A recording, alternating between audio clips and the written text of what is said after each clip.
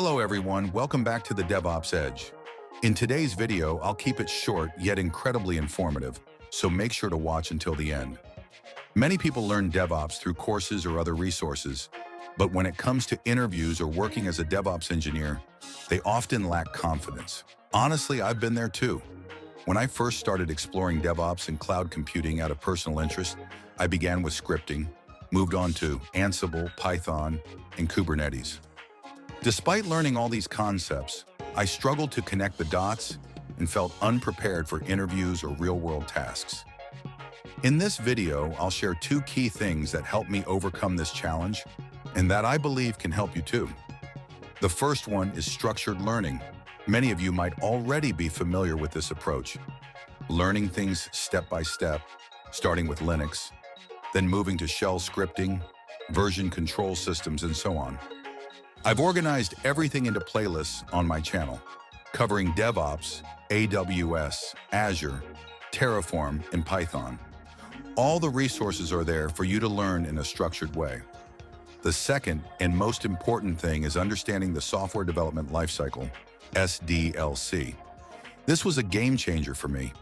When I understood how DevOps fits into the SDLC, everything started to make sense. For instance, I had learned Git and version control commands, but I didn't really grasp how or why a DevOps engineer uses them. Understanding the role of DevOps in the SDLC helped me see how these tools fit into the build process and accelerate the entire lifecycle. Similarly, with Kubernetes, I initially didn't understand its practical applications as a DevOps engineer, but learning about the SDLC gave me the perspective I needed. You don't need to become a software developer, but you should at least understand the SDLC phases: planning, requirement gathering, development, deployment, monitoring, and how these phases connect. This understanding can drastically improve your approach to DevOps. That's why in my free DevOps course, the second video, right after the introduction to DevOps, is about how DevOps fits into the SDLC. It's a crucial concept, and although I couldn't cover everything in that 40-minute video, I aim to highlight the essentials.